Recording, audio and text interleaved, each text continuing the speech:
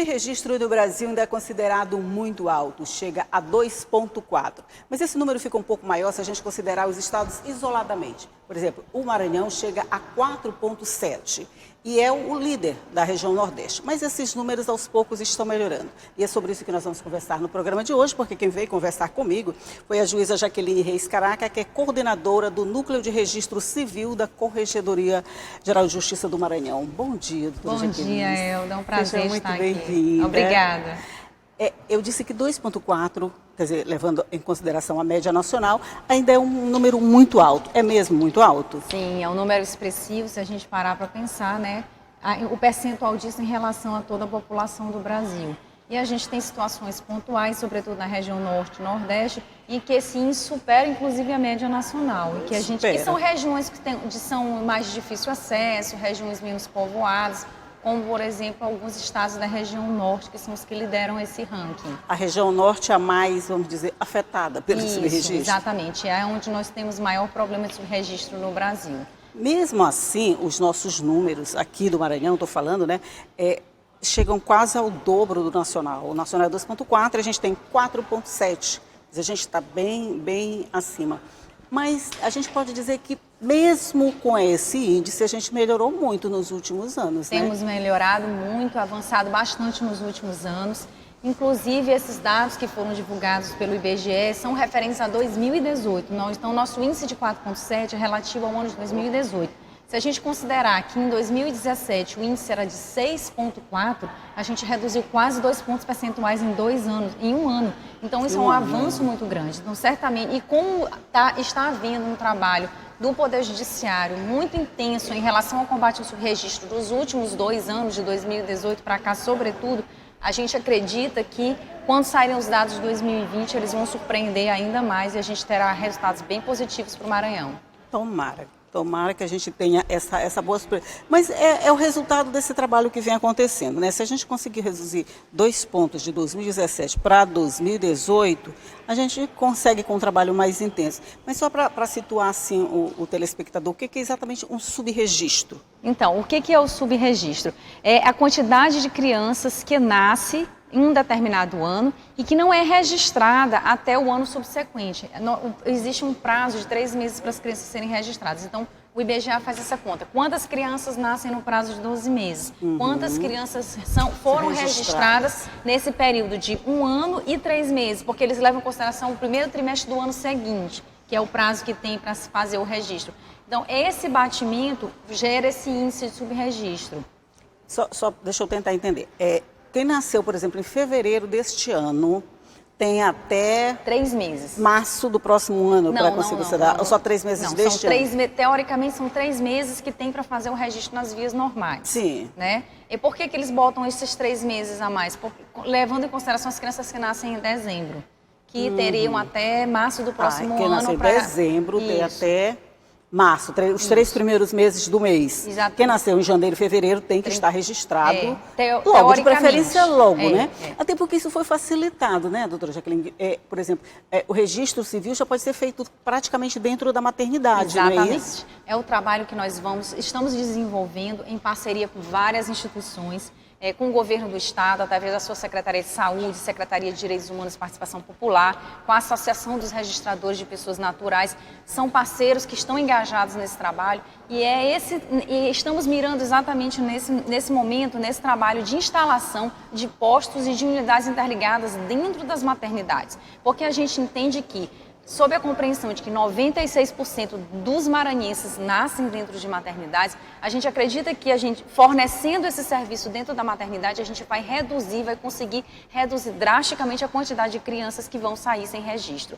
Obviamente, esse registro não é obrigatório, mas é uma facilidade. A mãe está lá com o posto, a criança já pode sair registrada na maternidade. E o que a gente precisa é fazer um trabalho de conscientização da população, das mães, das famílias, da importância de já deixar esse bebê registrado lá dentro da maternidade.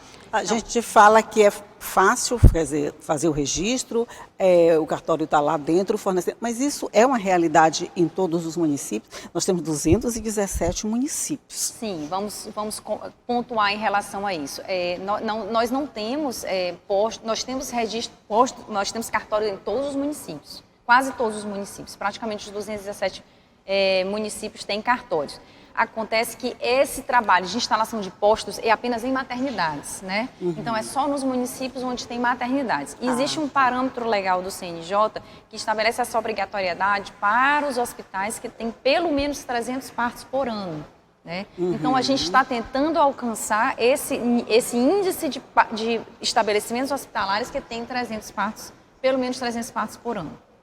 Então, para instalar o cartório dentro da maternidade. Então, como nem todos os municípios têm maternidades, a gente não tem esses postos. Isso. Hoje nós chegamos a 50. Nós já temos no Maranhão, nos últimos 2 anos, foram 27 postos instalados. Então, a gente tem avançado bastante. Então, 50 que você falou é com relação ao estado inteiro? Isso. Nós temos 50 postos de registro civil nas maternidades em todo o estado do Maranhão. E a gente está fazendo um trabalho de olhar para aquelas maternidades que têm maior quantidade de partos. Nessa semana que nós tivemos de mobilização e combate ao subregistro, semana passada, a gente conseguiu fazer a instalação de 3 unidades em uma única semana. Em hospitais estaduais que têm grande índice de nascimentos, como Barreirinhas, Carutapera e Alto Alegre do Maranhão. São hospitais regionais de uma quantidade muito grande de nascimentos. Agora sim, quem não está dentro desse parâmetro de 300 partos por ano, né? Isso. Por ano. E o filho nasceu, tá? Foi uma cidadezinha pequenininha e tal. E aí, como faz? Se lá não tem a maternidade, não tem esse posto, o acesso ao cartório, vamos dizer, um pouquinho complicado. Como é que faz nesse caso? Então, existem várias opções para a mãe e o importante é ela ter a compreensão de que ela precisa fazer o registro do seu bebê e que esse registro vai abrir para ela as possibilidades desse bebê poder usufruir de todas as políticas públicas que são oferecidas no nosso país, principalmente atendimento de saúde, vacinação, escola, assistência, programas de benefícios. Isso, benefício social só tudo acontece com depende registro, do registro, né? De nascimento. Então, essa é a primeira consciência que tem que haver, a compreensão da importância do registro de nascimento. Mas o que acontece? Essa política de instalação de hospitais de 300 partos anos, ela não é única. Então, existe o hospital, o município que quiser, um cartório dentro da sua maternidade, mesmo que ele possua menos de 300 partos, existe a possibilidade de ser feito. Entendi. Né? Então, a gente está trabalhando nesses municípios. Não é uma coisa assim rígida, não é uma tem coisa as rígida. flexibilidades que você exatamente. pode... A gente pode fazer um trabalho em conjunto, cartório, município, e esse posto pode ser instalado também. Agora, nos municípios onde não existem maternidades, normalmente as mães vão ter bebês em outros municípios próximos. E aí, isso que nós estamos fazendo, fortalecendo esse trabalho de instalação dessas unidades interligadas nas maternidades, para que, quando ela for ter o bebê, ela já saia com o bebê registrado lá, mesmo que ela resida em outra cidade. Então, nós estamos trabalhando com uma interligação entre todos os cartórios do Brasil.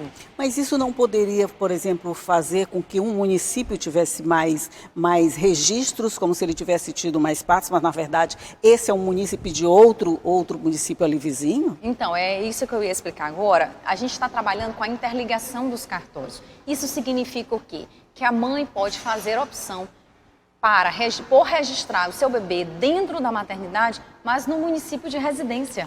Bom. Entendeu? Então, assim, com a interligação dos cartórios, mesmo ela morando em outro município, ela pode fazer o registro da criança lá dentro da maternidade, mas o registro dele vai ficar lavrado lá no cartório do município onde ela reside, porque isso facilita a vida dela. Se um dia ela precisar de uma segunda via, precisar de qualquer outro documento, vai estar mais próximo dela, vai estar mais acessível. Então, lá você tem a opção de fazer o registro de nascimento no local de nascimento ou no local de residência dos pais. Só para exemplificar, por exemplo, vamos fazer de conta que em Ribamar não tivesse. A mãe tivesse que vir aqui para São Luís. Ela teria o bebê numa maternidade aqui de São Luís, mas o registro do filho dela sairia para o município de Ribamar. Exatamente. É isso, assim, exatamente. Né? É isso mesmo. Entendi. Então, e ela sai já com a certidão de nascimento na maternidade. Isso é que facilita ainda mais a vida de quem precisa. A gente vai fazer só um intervalozinho aqui, rapidinho, a gente toma um cafezinho e volta para continuar conversando. É um minutinho só e eu volto já já.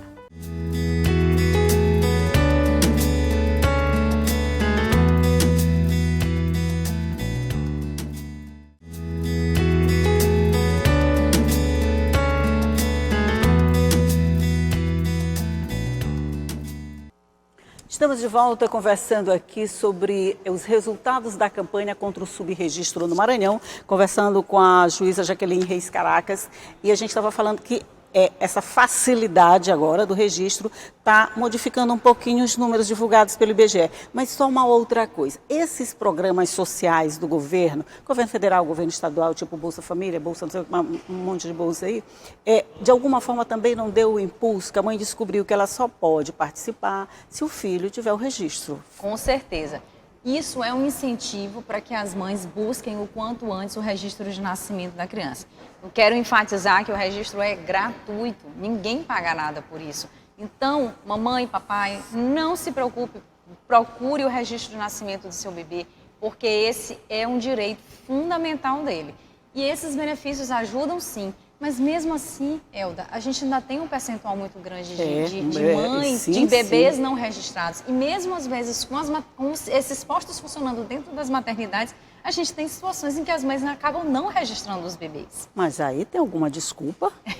Normalmente, assim, são várias causas, né? O desconhecimento é o primeiro deles, né? Então, assim, a falta de consciência, de conscientização da importância do registro civil é uma das causas. E é isso que, nesse trabalho conjunto de parceria entre as diversas instituições, é que a gente está buscando fazer para que desde o pré-natal haja um trabalho de conscientização dessa mamãe de que ela precisa fazer o registro. Isso. E muitas vezes, Elda, a própria mãe não tem o seu documento. Então, esse é um trabalho que a gente tem que fazer já desde antes da criança nascer. Para quando a mãe chegar no hospital, ela já chegar com o seu documento ok, com o pai também. Um dos fatores muito grandes das mães não quererem registrar os filhos é pela ausência do pai. O pai não está na maternidade, aí elas acham que se fizerem um registro sem o pai, depois não vai poder haver a inclusão. E o que não é verdade. Isso é muito bom de esclarecer. Isso. Ela pode fazer o registro sem o nome do pai. Pode. E depois pode fazer uma ratificação, é isso? Exatamente. Ela pode e deve fazer o registro do bebê, garantir o direito do bebê. E depois o pai pode ir no cartório e lá declarar a paternidade. Olha, eu sou pai da criança, do bebê X, e eu quero fazer a inclusão do meu nome no registro de nascimento dele. E isso tudo também é gratuito. E é simples, quer dizer, não precisa exame de DNA, não precisa nada. O pai declarando... Pai ir lá declarar, exatamente. Por exemplo, no caso da mãe que chega sem o registro, ela vai ter o bebê, aí ela quer registrar o bebê, mas ela não pode registrar sem o registro dela, né? Não consegue. Não consegue fazer sem o registro, pelo menos na mãe. Então, pelo menos o registro de nascimento da mãe tem que ter.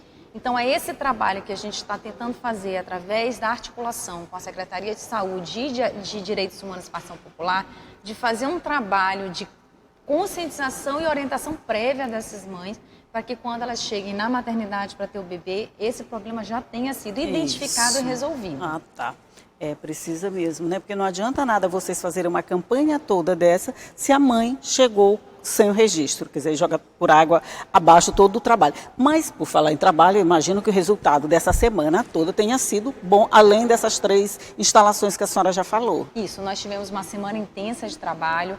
A Corregedoria Geral da Justiça, em parceria com o Tribunal de Justiça e com a Escola da Magistratura, realizou a semana de mobilização e combate ao subregistro. E, assim, os resultados foram maravilhosos. A Corregedoria trouxe vários agentes parceiros para a assinatura de um protocolo de intenções em que houve um compromisso de várias instituições de tornar essa política pública como uma política prioritária em suas instituições. Ministério Público, Defensoria, os entes do governo do Estado que eu citei agora, a própria Associação dos Registradores Civis de Pessoas Naturais, eles são parceiros fundamentais, porque é através dos cartórios que nós chegamos a essas pessoas. Isso. Então, os cartórios, a gente chama que tem essa característica de capilaridade, eles estão em quase todos os municípios, então eles permitem que a gente estenda os braços até essa população. E mesmo assim, a gente tem que procurar fazer trabalhos de mutirões. No próximo ano, né, a depender da situação aí do coronavírus, a gente vai fazer trabalhos em parceria também para a realização de mutirões para resolver situações pontuais de alguns municípios que têm um índice de subregistro muito alto. Pois é, a gente ainda tem muita situação dessa, porque sempre tem uns pontos mais específicos onde o trabalho precisa ser mais intenso, vamos dizer assim. A gente ainda tem muito pontos assim. Olha, segundo os dados do IBGE, a gente tem uma cidade, a cidade de Belágua, é a campeã de subregistro. A gente chega a um percentual de quase 50%. O de IDH lá é bem muito mais baixo, né? Ela sofre com muitas coisas. Aliás, até conheci Belágua, é bem pequenininho, é muito carente mesmo. Então é um trabalho pontual, a gente vai ter que fazer um trabalho pontual em alguns municípios que foram identificados pelo Ministério da Mulher, da Família e dos Direitos Humanos como de maior problemática. E um dos ganhos excelentes que nós tivemos nessa semana foi a gente receber a participação da ministra Damares Alves no nosso evento. O encerramento, ela teve uma participação online no encerramento do evento, de uma forma bastante entusiasmada, congratulou a iniciativa do Maranhão e disse que quer tornar o Maranhão um projeto piloto no combate ao subregistro. Gente, que maravilha! Foi assim, uma notícia maravilhosa. Quer dizer, coroou todo o trabalho que foi feito esse tempo todo, né? Exatamente. E outros ganhos nós tivemos, além dessa parceria, digamos assim, de fortalecer esse engajamento, essa parceria institucional. O Corregedour também baixou um provimento, estabelecendo que agora, todos os anos, nós teremos a Semana de Mobilização e Combate ao Subregistro. Então, esse evento vai ser um evento agora que vai fazer parte da pauta permanente do Poder Judiciário. Quer dizer, antes ele era pontual, ele aparecia ou não, agora faz parte da programação. Faz parte da programação anual, como a Semana de Conciliação faz, como a Semana de Combate à Violência Doméstica faz. Então, todos os anos, no mês de outubro, nós teremos uma semana exclusiva e dedicada de mobilização ao combate ao subregistro. O que não significa que esse trabalho não tenha que ser feito no nosso dia a dia, no dia a dia da magistratura. Sim. Essas campanhas, eu imagino, são para chamar a atenção sobre determinado assunto. Isso não significa que durante todos os outros meses, semanas e dias do ano, esse assunto fica esquecido, não. É só para chamar mais atenção, não, de né? forma. Porque eu acho que quando chama mais atenção, num período, mesmo que seja pequeno, uma semana, você recebe o resultado daquilo bastante tempo depois, né? Isso. E a magistratura maranhense tem recebido de forma bastante efusiva, né, o projeto de combate ao subregistro. O corregedor está extremamente entusiasmado e engajado nessa pauta. Ele reforça isso em todas as vezes que ele fala sobre esse assunto. E no compromisso dele e da gestão de trabalhar de forma muito, muito significativa nesse combate. E tem feito o chamamento aos magistrados e o resultado tem sido excelente. Só de abril para cá, porque o CNJ, ele determina que esses postos nas maternidades, como eu te expliquei antes, eles funcionem de forma interligada. Ou seja, eles têm que estar interligados com os cartórios de todo o Brasil. Até abril desse ano, nós tínhamos cadastrado apenas 6 desses postos nas maternidades com unidades interligadas. E nós avançamos para 27 até semana 21, passada. É isso? São 21. Isso não significa que foram 21 novas, mas postos que já existiam, que entraram na rede. Passaram a se interligar. Entendi. Então, isso realmente mostra não só o engajamento dos próprios delegatários, mas também da magistratura, de todos aqueles que fazem parte dessa luta, porque a gente compreende que somente de mãos dadas, com um trabalho conjunto e de engajamento de todas as instituições é que a gente vai realmente conseguir melhorar ainda mais os índices no Maranhão. Porque esses índices melhoraram, claro, a Sim. gente falou que já melhoraram, e esses dados são de 2018, 2,4 Brasil, 4,7 Maranhão. Esses são dados de 2018. Nesses 2 últimos anos, a doutora Jaqueline está dizendo que esse trabalho foi intensificado. Então a gente pode sonhar com a possibilidade de quando sair os dados de 2020, por exemplo, daqui a uns 2 anos, eu imagino, né? Porque vai sair 19, Isso. depois 2020. A gente já pode ter esse número lá por 1 ponto qualquer coisa? Tenho a grande expectativa de que a gente vai chegar lá no 1%. E agora, com o apoio do Ministério da Mulher, da Família e dos Direitos Humanos, e nós vamos buscar essa parceria e procurar ser esse projeto piloto. Aí eu tenho a clara esperança de que nós vamos chegar, se não a 0, a perto de 0, em estados como São Paulo, Rio Grande do Sul, que já tem esse índice abaixo de 1%. Vamos chegar lá sim, com toda certeza. Eu fico nessa torcida junto com a senhora. Mas muito obrigada por essas informações todas. Tenha um bom dia e que essa campanha vai, que a senhora volte aqui e me diga, olha, realmente nós chegamos em 0. Aí a gente vai comemorar, vai comemorar com água e café, mas comemora assim. Vai ser um prazer voltar aqui e poder anunciar. Tá bom, muito obrigada, bom dia para você também do outro lado que está nos assistindo, mas que sabe que isso tudo fica à sua disposição no nosso site, acesse a hora que você quiser e nos siga nas nossas redes sociais também, que está tudo lá prontinho para você. Mas todo dia eu estou aqui te esperando, tá? 8h30 da manhã, certo? Tchau.